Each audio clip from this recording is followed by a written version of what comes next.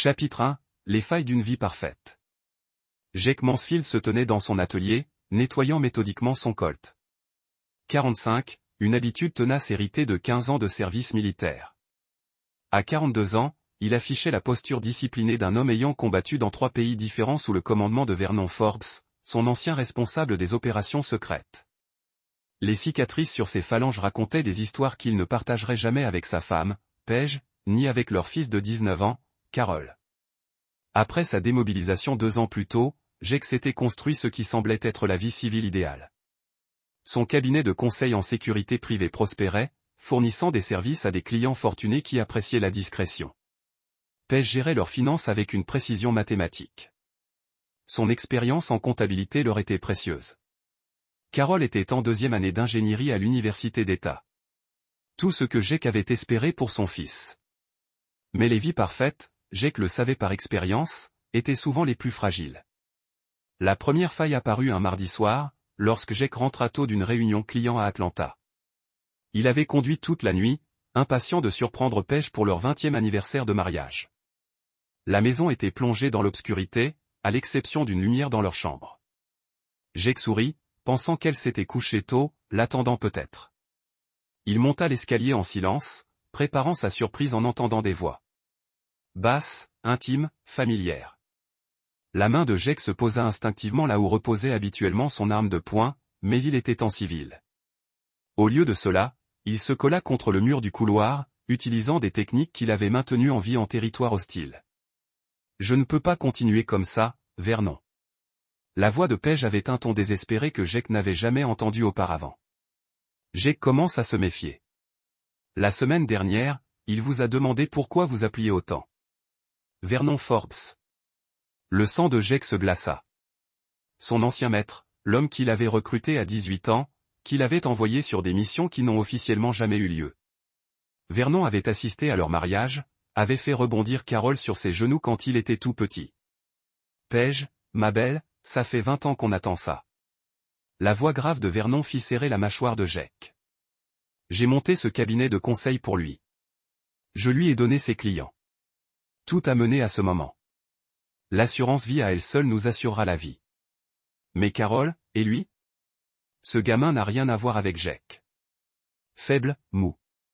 Tu l'as dit toi-même. C'est une erreur. Tout comme toute cette mascarade de mariage. L'entraînement militaire de Jake fit son apparition, refoulant la rage qui menaçait de le consumer. Il avait besoin d'intelligence, pas d'émotion. Se déplaçant avec une furtivité d'entraînement, il se positionna de manière à pouvoir voir à travers la porte entr'ouverte. Paige était assise sur leur lit, vêtue d'un déshabillé rouge qu'il lui avait offert pour la Saint-Valentin. Pendant ce temps, Vernon Forbes, maintenant âgé d'une 60aine d'années, mais toujours imposant du haut de son 1,90 m, marchait comme un prédateur en cage. L'homme qui avait autrefois sauvé la vie de Jake en Syrie préparait sa mort. Le timing doit être parfait, poursuivit Vernon. Jake me fait entièrement confiance. Je peux l'emmener où je veux. Faire passer ça pour un accident. Peut-être un cambriolage qui a mal tourné. Avec son passé, les gens penseront qu'il s'agit d'une vengeance contre l'un de ses anciens ennemis. Paige hocha la tête, le visage froid et calculateur. Et les affaires? Tous ces contrats militaires que tu l'as aidé à obtenir. Ils m'étaient destinés, ma chérie. Jake n'était qu'un prête-nom, un héros de guerre décoré au casier judiciaire vierge. Une fois parti, je prendrai tout en charge. Ses clients me seront transférés par respect pour sa mémoire. Jake en avait assez entendu. Il se retira en bas, son esprit explorant les possibilités et les probabilités comme un ordinateur tactique. 20 ans de mariage, 2 décennies à construire une vie commune, et tout cela n'avait été qu'un mensonge. Paige avait été l'homme de main de Vernon depuis le début. Leur relation était une opération. Mais Jake Mansfield n'avait pas survécu à 3 missions en territoire hostile par naïveté ou sentimentalité. Il avait appris très tôt qu'à la guerre, la première victime était la confiance. Ce soir-là, il découvrait que son mariage avec la ville avait toujours été une zone de guerre. Il s'était éclipsé de la maison aussi discrètement qu'il y était entré, s'était rendu dans un motel en périphérie de la ville et avait commencé à planifier. Si Vernon Forbes voulait jouer la carte du long terme, Jake lui montrerait ce que 15 ans d'expérience dans les opérations secrètes pouvaient réellement accomplir. Mais d'abord, il devait protéger Carol, en supposant que son fils ne soit pas lui aussi impliqué dans cette trahison. Chapitre 2, le piège. 3 semaines de surveillance minutieuse ont révélé toute l'ampleur du complot de Vernon et Page. Jake avait loué un petit appartement sous un pseudonyme, utilisant des compétences que Vernon lui avait enseignées pour les opérations sous couverture. À partir de là, il a observé sa propre vie tel un faucon observant sa proie. Le schéma était devenu clair. Vernon lui rendait visite tous les mardis et jeudis pendant que Jake était censé être en réunion avec des clients. Page avait fourni à Vernon des informations sur l'emploi du temps de Jake, ses clients, et même ses activités quotidiennes. Le plus troublant fut de découvrir que Carol n'était pas au courant de la liaison, mais qu'elle posait des questions sur son fonds fiduciaire. De l'argent qui allait également revenir à Page. Après la mort de Jake, l'enquête de Jake révéla que Vernon n'avait jamais vraiment pris sa retraite du renseignement. Il s'était mis à son compte, vendant informations et services aux plus offrants. Les contrats militaires gérés par l'entreprise de Jake ne concernaient pas seulement le conseil en sécurité. Il s'agissait d'opérations de collecte de renseignements, Vernon étant le marionnettiste. Mais Vernon avait commis une erreur cruciale, il avait sous-estimé le réseau de Jake. Durant son service militaire, Jake avait noué des liens avec des hommes qui valorisaient la loyauté par-dessus tout. Raymond Brox, son ancien sergent, dirigeait désormais un cabinet d'enquêteurs privés. Jérôme Wicks dirigeait une société de transport légitime capable de transporter n'importe quoi, n'importe où, sans poser de questions. Mark Howell était devenu marshal fédéral et avait des relations dans les forces de l'ordre. Par un froid jeudi soir, Jake fit son premier pas. Il appela Page depuis sa voiture garée à 3 pâtés de maison de chez eux. « Salut, ma chérie. Les réunions clients se prolongent. Ne m'attends pas, ok, ma puce. Je t'aime. » Le mensonge lui sortit si facilement des lèvres. Jake observa à travers des jumelles puissantes la Mercedes noire de Vernon s'engager dans leur allée 15 minutes plus tard. Mais ce soir-là, ce serait différent. Ce soir-là, Jake allait planifier l'équipement de surveillance que les contacts de Vernon lui avaient fourni à son insu, grâce à des techniques d'infiltration hostile qu'il avait apprises. Jake entra chez lui comme un fantôme. Les bruits provenant de l'étage masquaient ses mouvements tandis qu'il installait des micro-caméras et des appareils audio dans toute la maison. Il avait besoin de preuves, mais surtout, il avait besoin de leur plan complet. Dans la voiture de Vernon, Jake trouva l'ordinateur portable de l'homme dans un compartiment secret. Un appareil que Jérôme lui avait donné copiait le disque dur en quelques minutes. Les fichiers révéleraient non seulement la trahison de Vernon, mais aussi l'ensemble de son réseau criminel. Alors que Jake s'apprêtait à partir, il entendit des pas dans l'escalier. Page apparut dans la cuisine, vêtu seulement d'un peignoir, se dirigeant vers la cave à vin. Jake se colla contre la porte du garde-manger, observant sa femme, après 20 ans de mariage, se servir du vin et servir à son amant. Vernon est paranoïaque, se dit-elle, puis elle fixa l'endroit où Jake avait installé une caméra. Il pense que Jake pourrait avoir des soupçons. Jake réalisa qu'elle parlait à quelqu'un d'autre, quelqu'un qui observait à distance. La conspiration dépassait Vernon et Page. Jake resta immobile tandis que Page remontait à l'étage, puis s'enfuit. De retour à son appartement, Jake examina les fichiers de son ordinateur portable. Ce qu'il trouva le glaça. Vernon n'utilisait pas seulement l'entreprise de Jake pour recueillir des renseignements. Il vendait des informations classifiées à des entités étrangères. Le dossier militaire décoré de Jake et son habilitation de sécurité avaient constitué la couverture parfaite pour une trahison. Mais la découverte la plus dévastatrice fut un dossier intitulé « Protocole de nettoyage ». Vernon avait une liste de points à éliminer, et le nom de Carol y figurait, ainsi que celui de 3 anciens contacts militaires de Jake qui pourraient poser trop de questions. Le téléphone de Jake vibra, un SMS de Carol retentit. « Papa, on peut parler ce week-end ? Il se passe quelque chose d'étrange avec mon fonds fiduciaire. » Le piège se refermait, mais Jake veillerait à ne pas être pris au piège. Vernon Forbes avait tout appris à Jake sur la patience, la planification et l'exécution. Jake allait maintenant utiliser ces leçons pour détruire son ancien mentor et la femme qu'il avait trahi pendant 2 décennies. Chapitre 3, la justice des marais. L'équipement de surveillance installé par Jake révélait la chronologie de Vernon. Le coup était prévu pour vendredi soir. Page avait organisé une rencontre entre Jake et un client potentiel dans un endroit isolé près du territoire du marais de Blackwater que Vernon connaissait bien grâce à leurs anciens exercices d'entraînement. Jake passa la nuit de jeudi à se préparer. Il nettoya ses armes, rangea son équipement et rédigea des instructions détaillées pour Raymond Brox afin qu'il puisse les retrouver en cas de problème. Plus important encore, il appela Carole. « Fiston, j'ai besoin que tu fasses quelque chose pour moi sans poser de questions. Fais un sac et reste chez ton oncle Ray ce week-end. Ne dis pas à ta mère où tu vas. »« Papa, que se passe-t-il ?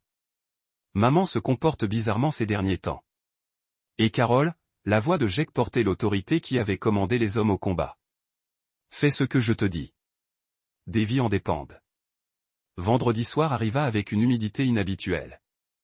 Jake se rendit au point de rendez-vous, une rampe de mise à l'eau abandonnée où Vernon avait soi-disant organisé une rencontre avec un riche reclus pour discuter de ses services de sécurité.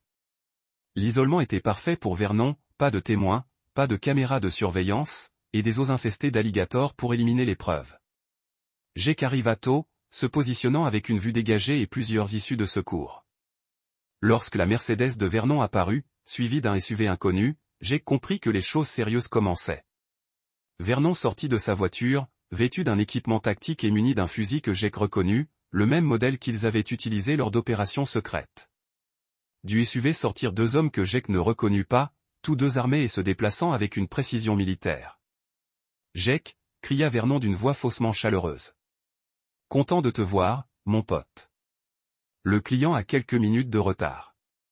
Pourquoi ne viens-tu pas ici, on attendra ensemble. » Jake s'avança, les mains visibles mais prêtes. « Vernon, on doit parler de quoi ?» L'expression de Vernon changea, songeant à 20 ans de mensonges. « À propos de ma femme, à propos de trahison. » La voix de Jake était posée, maîtrisée. « Je sais tout. » Le masque de Vernon tomba complètement. Le fusil apparut, mais Jake était déjà en mouvement. 3 battements de cœur plus tard, les mercenaires de Vernon étaient à terre. Victimes de réflexes affinés dans les zones de combat où l'hésitation signifiait la mort. Le fusil de Vernon aboya, mais Jake avait anticipé le coup, roulant derrière une barrière de béton. La fléchette tranquillisante, pas une balle, était plantée dans le bois à l'endroit où se trouvait sa tête. Vivant, Vernon. Quelle attention. Tu as toujours été trop intelligent pour ton propre bien. Grogna Vernon en avançant. J'aurais dû t'éliminer il y a des années au lieu de t'utiliser. La deuxième fléchette atteignit Jake à l'épaule. Tandis qu'il changeait de position, Vernon conservait une excellente adresse au tir. Jake sentit les brûlures chimiques se propager dans son corps, sa vision commençant à se brouiller. J'ai investi 20 ans en toi, continua Vernon, se rapprochant. 20 ans à te construire pour te démolir. Pensais-tu vraiment que quelqu'un comme Page aimerait un soldat comme toi sans motivation? Les jambes de Jake cédèrent, mais son esprit resta vif. Vernon l'attrapa par les bras et le tira vers le bord de l'eau. Elle t'a traité d'erreur, Jake. Toi et ton bon à rien de fils. Elle a dit que ce serait un soulagement quand vous seriez enfin tous les deux effacés. Les mots frappèrent plus fort que n'importe quel coup physique.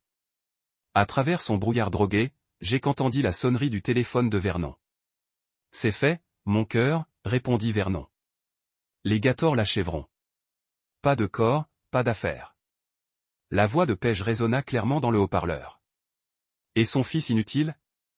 On s'en occupe ensuite, répondit Vernon, d'un ton aussi décontracté qu'une discussion sur un dîner. Bien. Les 2 erreurs sont enfin effacées. L'obscurité s'empara de Jake. Lorsqu'il toucha le marais. Mais Vernon avait oublié quelque chose de crucial. Jake avait survécu à 15 ans d'opérations militaires parce qu'il s'était préparé à toute éventualité. Le lieu de la réunion n'était pas dû au hasard. Jake l'avait choisi parce qu'il s'y était entraîné, qu'il connaissait chaque bras de mer et chaque courant, et qu'il portait un gilet de sauvetage dissimulé, semblable à un gilet pare-balles. Le fond boueux du marais amortit sa chute. Le tranquillisant était puissant, mais pas mortel. Vernon avait besoin que la mort paraisse accidentelle.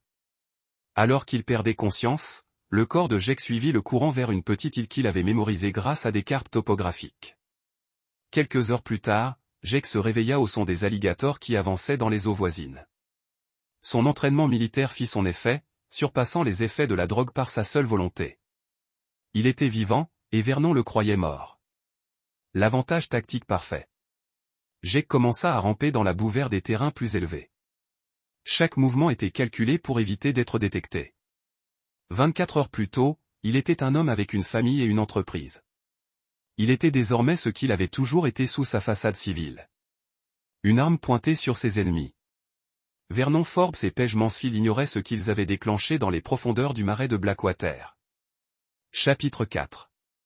Protocole fantôme. Jake atteignit la petite île à l'aube sur le marais. Son corps était meurtri par le tranquillisant et la nuit passée dans la boue froide, mais son esprit était parfaitement clair.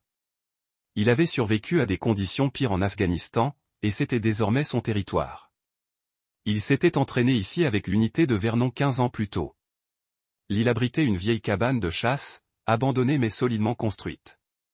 Jake l'avait découverte lors de ses exercices d'entraînement et l'avait discrètement approvisionnée en fournitures d'urgence au fil des ans. De la paranoïa, comme Vernon l'avait appelé. Préparation, Jake savait ce qu'il en était. Dans une caisse étanche, Jake trouva des vêtements propres, du matériel médical, du matériel de communication sécurisé et des armes. Il soigna ses blessures, enfila une tenue sèche et activa un téléphone satellite indétectable par les canaux habituels. Son premier appel fut adressé à Raymond Brox. « Ray, c'est Jake. Êtes-vous en sécurité ? » Jésus. « Jake, où es-tu ? » Paige a appelé ce matin, hystérique. Elle a dit que tu n'étais pas rentré hier soir. Elle a signalé une disparition. Bien. Ça veut dire que la performance est convaincante. Carole est-elle en sécurité ? Il est là, mais il pose des questions. Le gamin n'est pas stupide, Jake. Il sait que quelque chose ne va pas. Jake a assimilé ça. Carole était son fils, mais 20 ans de manipulation de Vernon auraient pu compromettre même cette relation. Garde-le là-bas. Ne le laisse pas contacter sa mère. Je t'expliquerai plus tard. Jake, que diable se passe-t-il ? Vernon Forbes a essayé de me tuer hier soir. Ma femme n'était pas là. J'ai besoin de 48 heures pour mettre fin à ce silence. Alors, de quoi as-tu besoin ? Tout ce dont nous avons discuté à Kandahar, ensemble. Raymond a compris. Pendant leur déploiement, ils ont élaboré des protocoles pour les situations où les canaux officiels étaient compromis. Jake activait ces mesures d'urgence. Son deuxième appel était destiné à Jérôme Wicks. Jérôme, j'ai besoin d'une équipe d'extraction propre et d'un poste de commandement mobile. Coordonnées du marais de Blackwater. Envoi sur votre appareil sécurisé. La situation est-elle critique ? Terrorisme intérieur, implication potentielle de services de renseignement étrangers. Je suis officiellement mort depuis hier soir. Compris. Transfert d'actifs dans 30 minutes. Le troisième appel de Jake était le plus dangereux pour Mark Howell du Federal Marshal Service. Mark était avec Jake en Syrie lorsque les services de renseignement de Vernon avaient sauvé leur unité d'une embuscade. La dette de loyauté était lourde. Mark, j'ai besoin d'une faveur. Pas de questions, pas de dossier. Nomme-la. Effectue une vérification approfondie des antécédents de Vernon Forbes. Historique complet des services de renseignement, activités actuelles, dossiers financiers. Vérifie également Paige Mansfield, ma femme. Recherche de liens avec des entités étrangères. Jake, c'est du lourd. De quoi s'agit-il ? Quelqu'un a tenté de me tuer hier soir en utilisant des protocoles de renseignement classifiés. Je pense que Vernon a vendu des secrets, utilisant mon entreprise comme couverture. Le ton de Mark est devenu urgent. J'aurai les données préliminaires dans 6 heures. Jake, si c'est bien ce que je pense, on parle d'accusation fédérale. La trahison est passible de la peine de mort. C'est leur problème. Pas le mien. À midi, l'équipe d'extraction de Jérôme arriva par hydroglisseur.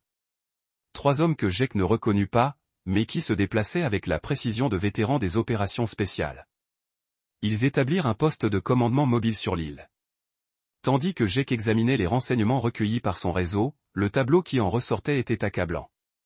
Vernon vendait des informations classifiées depuis plus de 10 ans, utilisant l'habilitation de sécurité et la liste de clients de Jake pour accéder à des documents sensibles. Parmi les acheteurs étrangers figuraient des entités hostiles aux États-Unis. La trahison de Vernon était absolue. Mais le rôle de Paige était plus dévastateur personnellement. Elle n'avait été ni séduite ni contrainte à participer au complot. Les dossiers financiers montraient qu'elle recevait des paiements des comptes offshore de Vernon depuis avant leur mariage. Leur relation était une opération de renseignement depuis le premier rendez-vous. Carole, en revanche, était innocente. des interceptions téléphoniques révélèrent qu'il s'était renseigné sur son fonds fiduciaire pour utiliser cet argent afin de créer une association à but non lucratif pour les vétérans militaires. Ces questions n'avaient rien à voir avec le complot. Elles avaient simplement rendu Vernon paranoïaque. 1500 heures plus tard, Raymond est arrivé avec du matériel et des renseignements supplémentaires.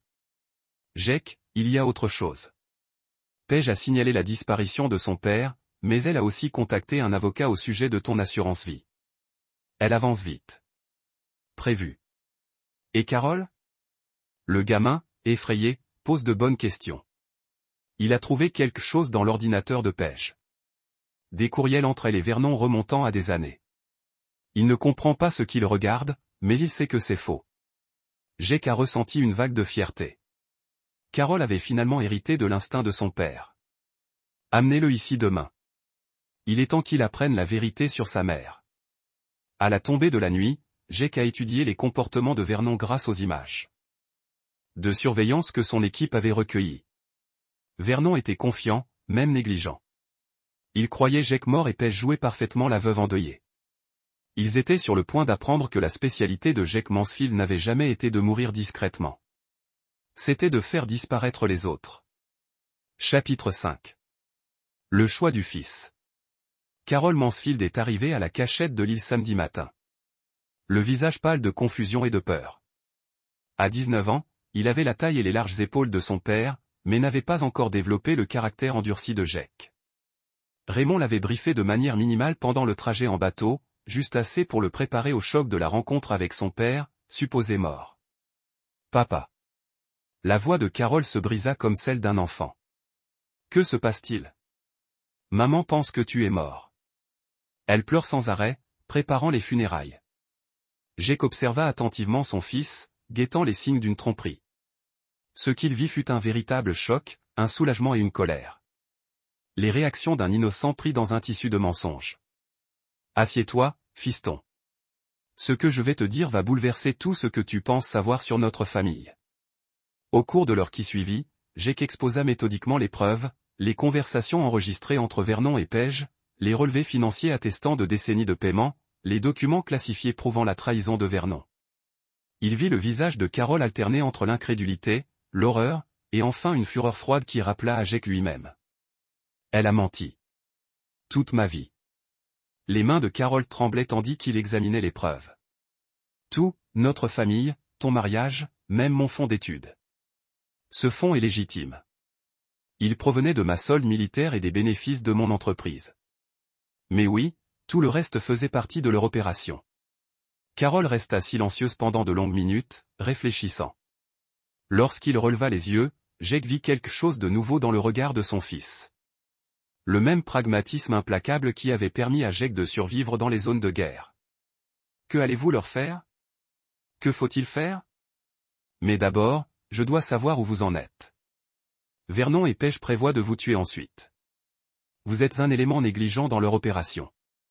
Tuez-moi. Le visage de Carole se vida de ses couleurs. Mais je suis son fils. Tu es aussi mon fils, ce qui fait de vous une menace potentielle pour leur histoire. Si des questions se posent sur ma mort, vous pourriez enquêter. Ils ne peuvent pas prendre ce risque. Carole se leva brusquement, arpentant la petite cabane. Bon sang, papa. C'est de la folie. Que voulez-vous que je fasse? La question, s'il vous plaît, Jake. Non pas que dois-je faire, mais que voulez-vous que je fasse? Que faire? Carole avait hérité de son père bien plus que de simples traits physiques. J'ai besoin que tu rentres chez toi et que tu te comportes normalement. Pleure ton père décédé. Réconforte ta mère endeuillée. Mais pendant ce temps, tu recueilleras des renseignements. Jake tendit à Carole un petit appareil. Il enregistrera tout dans un rayon de 15 mètres. Place-le dans la maison où ils se rencontrent. Trouve-moi des preuves de leur projet d'avenir. Et s'ils découvrent ce que je fais? Ensuite, tu cours. Tu appelles Raymond et tu disparais jusqu'à ce que tout soit fini. Jake agrippa les épaules de son fils. Carole, ces gens ne sont pas que des criminels. Ce sont des traîtres qui ont vendu leur pays pour de l'argent. S'ils soupçonnent que tu connais la vérité, ils te tueront sans hésiter. Carole hocha la tête d'un air sombre. Combien de temps dois-je continuer comme ça? 72 heures. C'est là que j'arrête. Cet après-midi-là, Carole rentra chez elle pour continuer la mascarade. Jake surveillait sa progression grâce au réseau de surveillance, regardant son fils serrer dans ses bras la femme qui avait aidé à planifier leurs deux meurtres. La performance était convaincante. Carole avait un talent d'acteur inné, allié à un instinct de survie.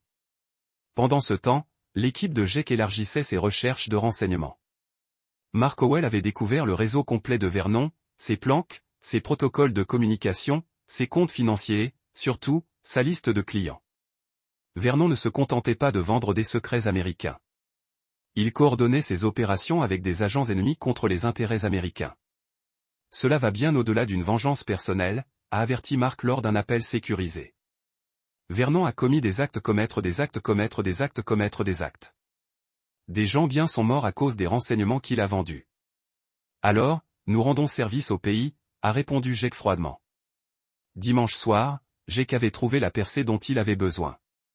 L'appareil de surveillance de Carole a enregistré une séance de planification entre Vernon et Paige. Ils accéléraient leur calendrier. La cérémonie commémorative a lieu mardi. La voix de Paige était clinique et professionnelle. Après cela, nous éliminons Carole et faisons passer cela pour un suicide provoqué par le chagrin. Père et fils incapables de vivre l'un sans l'autre. Poétique. Vernon rit. J'ai déjà préparé la lettre de suicide. L'histoire informatique des enfants étayera le récit. Dépression, pression scolaire, traumatisme familial. Et les contacts professionnels de Jake? Certains pourraient poser des questions. Je m'en charge. Quelques accidents, quelques relocalisations stratégiques. D'ici 6 mois, je contrôlerai tout ce que Jake a construit. Jake n'éprouva aucune surprise, seulement une froide satisfaction. Les preuves étaient complètes, les intentions de l'ennemi claires. Venait maintenant la phase d'exécution. Carole avait bien fait, mais son utilité en tant qu'agent de renseignement touchait à sa fin. Il était temps de l'extraire et de lancer l'opération finale. Vernon Forbes avait appris à Jake que la réussite d'une mission exigeait 3 éléments, des renseignements supérieurs, la surprise tactique et une force écrasante. Jake possédait les 3. Chapitre 6, les sources du piège. Lundi soir marquait le début de la fin de la mission de Jake. Carole avait réussi à installer des dispositifs de surveillance supplémentaires dans toute la maison, y compris la mallette de Vernon et la voiture de Paige. Chaque conversation, chaque mouvement était enregistré et transmis au poste de commandement de Jake. La cérémonie commémorative était prévue pour mardi après-midi au funérarium local. Paige avait choisi une cérémonie à cercueil fermé, expliquant à ses amis que le corps de Jake avait été trop endommagé par l'accident présumé pour être exposé. L'ironie du sort, Jake n'a pas manqué de remarquer qu'ils organisaient les funérailles d'un homme bien vivant et planifiaient leur mort. À 3 heures du matin, l'équipe de Jake s'est mise en position. Raymond Brox a supervisé la planque de Vernon, tandis que Jérôme Wicks a déployé des agents autour du funérarium. Mark Howell a coordonné la situation avec les autorités fédérales, se préparant à intervenir dès que Jake aura donné le signal. Les derniers renseignements recueillis par Carole lors d'une conversation au petit déjeuner entre Vernon et Paige ont révélé leur plan complet. Après la cérémonie commémorative, Vernon accompagnerait Paige chez elle pour réconforter la veuve endeuillée. Carole serait éliminée le soir même, la scène étant montée de toutes pièces pour simuler un suicide provoqué par le deuil. À la fin de la semaine, Paige disparaîtrait discrètement vers un pays où Vernon avait établi de nouvelles identités. Mais Jake avait préparé un scénario différent.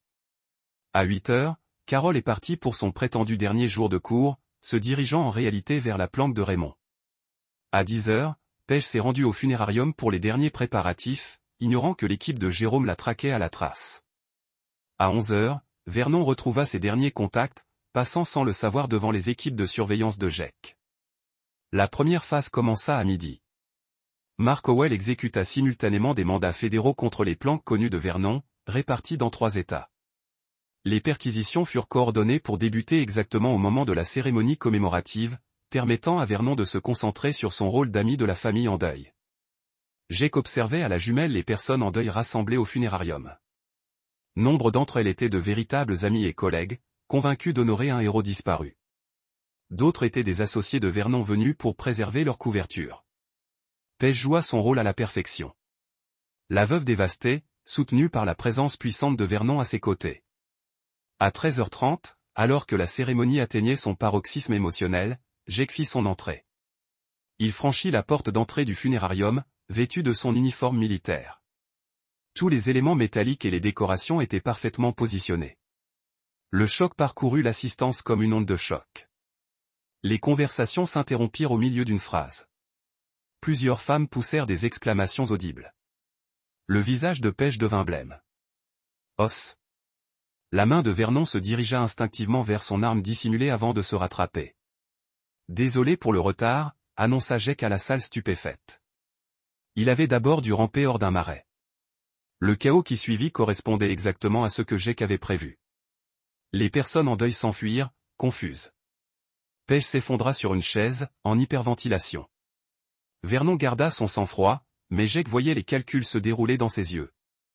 Combattre, fuir, ou tenter de se défouler. Jake. La guérison de Vernon était impressionnante. Mon Dieu, on te croyait mort. Où étais-tu? Paige était folle d'inquiétude. J'en suis sûr. La voix de Jake résonna clairement dans la maison funéraire, inquiet de savoir quand l'assurance vie allait payer. Peut-être. Jake, de quoi parles-tu? Paige avait retrouvé sa voix, mais elle tremblait de peur plutôt que de soulagement. On t'a cherché partout. J'ai déposé une déclaration de disparition intitulée « Tous tes amis ». Tu as appelé ton avocat au sujet de l'assurance vie 14 heures après avoir déposé cette déclaration. Jake est intervenu. Plus près, les observant tous les deux avec une attention prédatrice. Des priorités intéressantes pour une épouse en deuil. Vernon bougea légèrement, se positionnant entre Jake et la sortie. Autrefois, Jake aurait peut-être respecté la stratégie. Maintenant, ce n'était qu'un autre mouvement ennemi à contrer. Jake, tu souffres manifestement d'un traumatisme, dit Vernon d'une voix douce. Être perdu dans le marais, exposé, peut-être une blessure à la tête. Laisse-nous t'aider comme tu m'as aidé vendredi soir. Jake sortit son téléphone et appuya sur le bouton de lecture. La voix enregistrée de Vernon emplit le funérarium. Les alligators l'achèveront. Pas de corps, pas d'affaires. Les personnes en deuil restantes avaient complètement fui, ne laissant que Jake, Vernon, Paige et la vérité entre eux. La main de Vernon se porta de nouveau vers son arme, mais Jake était prêt. 20 ans de tromperie se résumèrent à 3 secondes de violence qui auraient fait la fierté de son ancienne unité. Vernon Forbes, maître manipulateur et traître, mourut sur le sol d'un funérarium qui s'apprêtait à enterrer sa victime. Paige hurlait, mais l'attention de Jake était déjà captivée. L'attention se porta sur les sirènes qui approchaient à l'extérieur. L'équipe fédérale de Mark Howell intervenait pile à l'heure. Le piège avait fonctionné à merveille, mais la vengeance de Jake ne faisait que commencer. Chapitre 7. Révélation. Des agents fédéraux envahirent le funérarium quelques minutes après la mort de Vernon. Jake se tenait calmement près du corps, les mains visibles, tandis que Mark Howell prenait le contrôle des lieux. L'histoire racontée par Jake était une légitime défense soigneusement élaborée contre un traître qui tentait de le tuer et prévoyait d'éliminer d'autres agents américains. L'agent Forbes m'a sollicité lorsque j'ai fourni des preuves de sa trahison, expliqua Jake aux enquêteurs fédéraux. Je n'avais d'autre choix que de riposter par la force. Les preuves fournies par Jake étaient accablantes, conversations enregistrées, dossiers financiers, documents classifiés trouvés en possession de Vernon et témoignages de multiples témoins, dont Carol. En quelques heures, l'enquête passa des actions de Jake au réseau de contacts étrangers de Vernon et à la vente de secrets.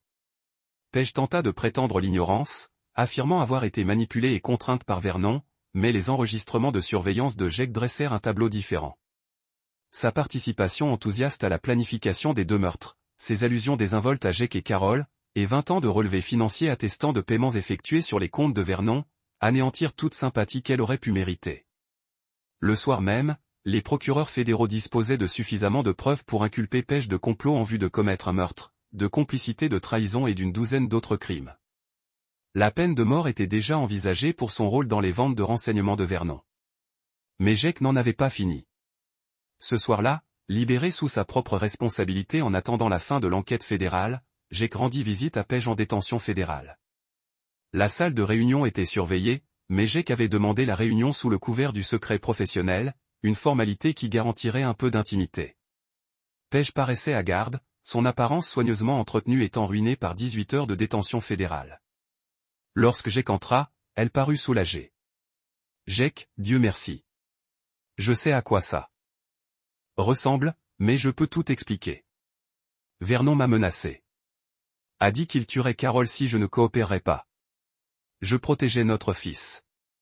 Arrêtez. La voix de Jake a traversé sa performance comme une lame. Je connais les paiements pour revenir avant notre mariage. Je connais les rapports de renseignement que vous avez aidé à préparer Vernon. Je connais les contacts étrangers que vous avez rencontrés personnellement.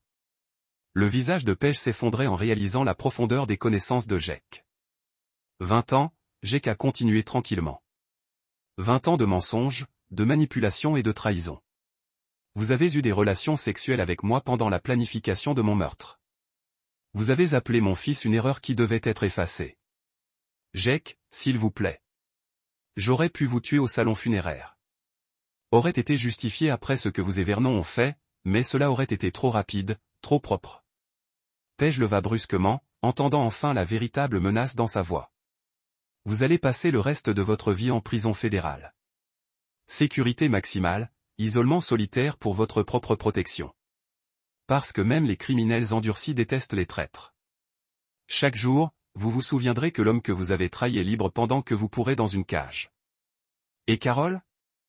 C'est aussi mon fils. Carol a fait son choix quand il a appris la vérité sur vous.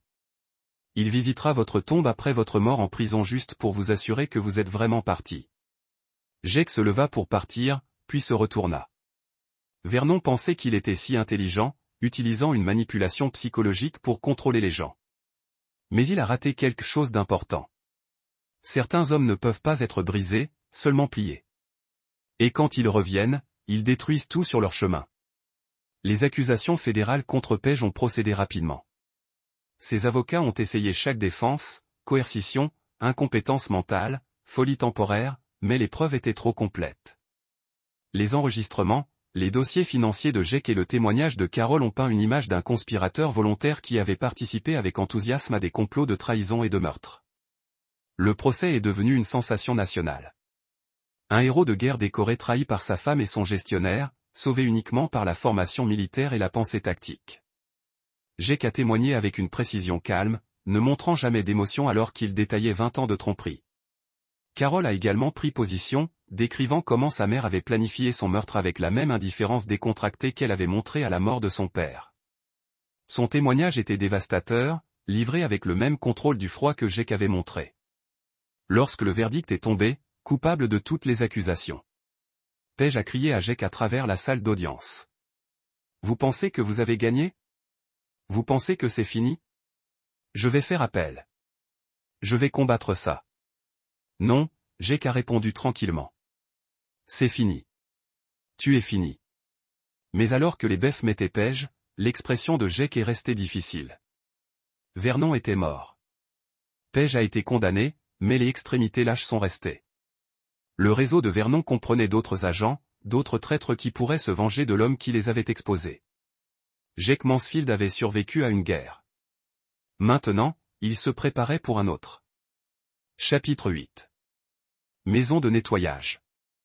3 mois après la condamnation de Paige, la vie de Jake avait pris une nouvelle normale qui semblait à la fois familière et étrange. Il avait repris les opérations de sa société de sécurité, bien qu'il ait maintenant géré exclusivement des clients nationaux sans contrat gouvernemental.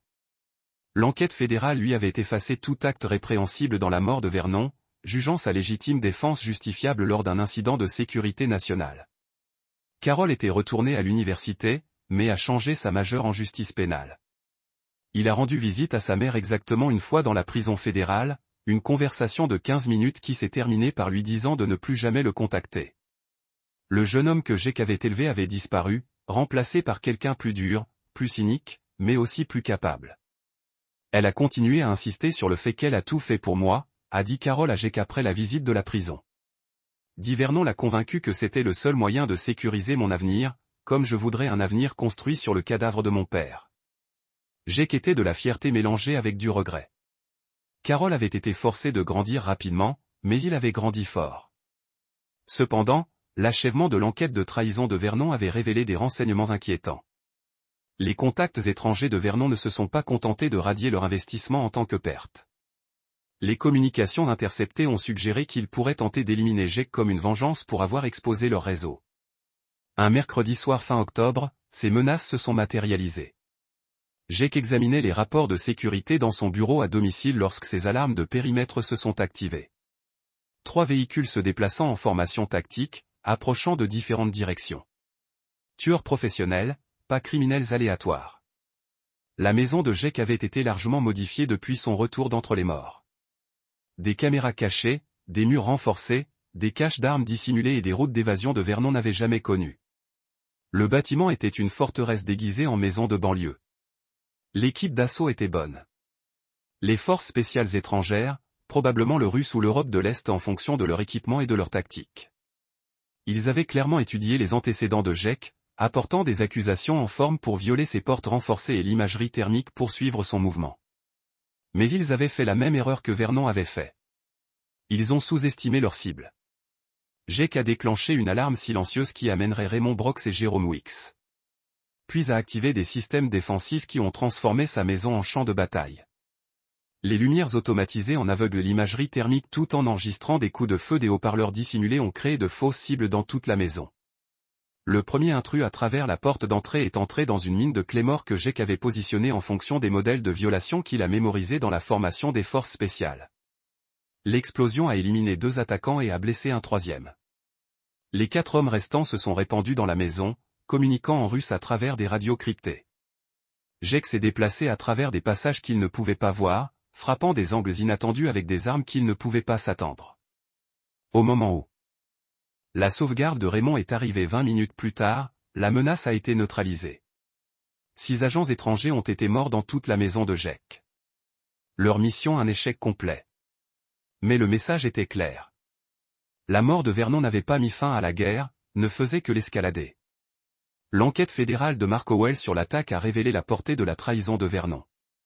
Plus de 15 ans, il avait compromis des dizaines d'opérations, causé la mort d'au moins 20 agents américains et avait fourni des renseignements qui avaient été utilisés pour planifier des attaques terroristes contre les cibles américaines. Ce ne sont pas seulement des tueries de vengeance, a expliqué Mark lors d'un briefing sécurisé. Les contacts de Vernon tentent d'éliminer toute personne qui pourrait avoir des informations sur leurs opérations.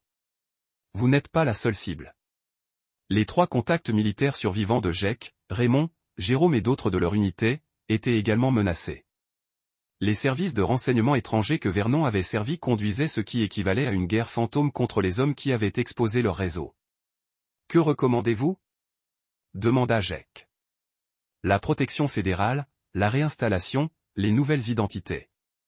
Nous pouvons vous protéger. Non. La réponse de Jake a été immédiate. Je ne me présente pas des ennemis. Je les élimine. Au cours des semaines suivantes, Jake a coordonné avec les autorités fédérales pour transformer les tableaux des dossiers de Vernon, ils ont identifié chaque membre du réseau. Expertise alors que les agents fédéraux ont fourni une autorité légale. Il a dit à Mark Howell. Hors des livres. Officiellement un exercice de formation conjoint entre les forces spéciales américaines et canadiennes. Officiellement, c'est Jake Mansfield terminant sa transformation de la victime à Hunter. Alex Petrov est décédé dans sa maison sûre, entouré de preuves des crimes de son réseau contre les intérêts américains. Sa mort a marqué la fin de l'héritage de Vernon et l'achèvement de la vengeance de Jake. Chapitre 9, Nouvelle fondation. 1 an après avoir rampé de Blackwater Swamp, Jake Mansfield se tenait dans le cimetière où Vernon Forbes a été enterré dans une tombe non marquée. Le gouvernement fédéral avait saisi tous les actifs de Vernon, ne laissant rien à une pierre tombale appropriée. Cela semblait approprié pour un traître. Page servait la vie sans libération conditionnelle et supermax fédérale. Ses appels sont épuisés et sa santé se détériorant rapidement. Les médecins de la prison ont déclaré que le stress et l'isolement faisaient des ravages. Jake n'a ressenti aucune sympathie. Elle avait choisi son chemin lorsqu'elle avait choisi de trahir son pays et sa famille. Carol avait obtenu son diplôme tôt et avait rejoint le FBI. Son parcours et son expérience le rendent précieux pour les opérations de contre-renseignement.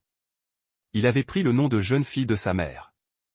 Rompant officiellement le dernier lien avec la femme qui a tenté de le faire tuer. Le jeune homme qui a émergé du complot était plus difficile que Jake ne le voulait, mais plus fort que Jake n'avait osé espoir. Vous avez fait ce qui devait être fait, a déclaré Carol à son père lors d'un de leurs dîners mensuels. À la fois pour eux et à leur réseau. Le pays est plus sûr à cause de vous. Le pays plus sûr parce que Goodman a intensifié quand cela comptait, a corrigé Jake. Vous avez inclus. Partenaire, apportant des contacts fédéraux supplémentaires. Le réseau de Vernon, mais ses idées sur la trahison et la récupération se sont révélées plus précieuses pour Jake que toute intelligence tactique. Elle lui a dit lors de leur premier dîner ensemble, 6 mois après la dernière opération contre les contacts de Vernon, mais l'avez-vous traité émotionnellement? Je ne suis pas sûr de comprendre la différence. Intellectuellement, vous savez, Page et Vernon étaient des criminels qui méritaient ce qui leur est arrivé. Émotionnellement, vous avez toujours affaire à 20 ans de mensonges de personnes entièrement confiance. Catherine était différente de Page de toutes les manières importantes. Aider les victimes de traumatisme à récupérer leur vie. Vous avez été trahi au niveau le plus fondamental. La confiance à quelqu'un prendra à nouveau du temps. J'ai fait confiance à mon équipe, a souligné Jake.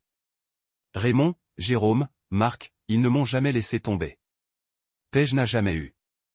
Mais si vous vous accrochez à la colère pour toujours, cela devient autodestructeur. Je ne suis plus en colère. Réalisa Jake en le disant, je suis en paix avec ce qui s'est passé, avec ce que j'ai fait de ce qui s'est passé. 6 mois plus tard, Jake a proposé à Catherine à l'endroit où Vernon avait tenté de le tuer. Le symbolisme n'a pas été perdu pour l'un ou l'autre. La mort et la trahison se sont transformées en vie et en engagement. Êtes-vous sûr de ça? Demanda Catherine, examinant la bague de fiançailles. Le mariage avec quelqu'un dans ma profession signifie une analyse psychologique pendant le petit déjeuner. Je vais le risquer, Jake sourit. D'ailleurs, j'ai déjà survécu à la pire épouse possible. Tout le reste est une amélioration. Leur mariage était petit, assisté par l'équipe de Jake, les collègues de Catherine, et Carole, qui a été le meilleur homme. Page n'a pas été informée de la cérémonie. Elle avait perdu toute revendication de participation à la vie de Jake lorsqu'elle a tenté de le faire assassiner. Alors que Jake et Catherine échangeaient des vœux, il pensa à l'homme qu'il avait été il y a 1 an, trahi, presque assassiné, seul dans un marais avec seulement des instincts de survie pour le guider. Cet homme avait été détruit dans Blackwater Swamp. Mais ce qui a émergé était plus fort, plus complet et finalement libre des mensonges qui avaient défini 20 ans de sa vie. Vernon Forbes avait enseigné à Jake que les opérations réussies nécessitaient des renseignements, une surprise et une force écrasante. Mais Catherine lui enseignait quelque chose de plus important. Cette vie réussie a nécessité la vérité, la confiance et le courage d'être vulnérable avec la bonne personne. La guerre était terminée. Jake Mansfield avait gagné. Et pour la première fois en 20 ans, il construisait une vie avec quelqu'un qui ne le trahirait pas à un prix. C'est là que notre histoire touche à sa fin.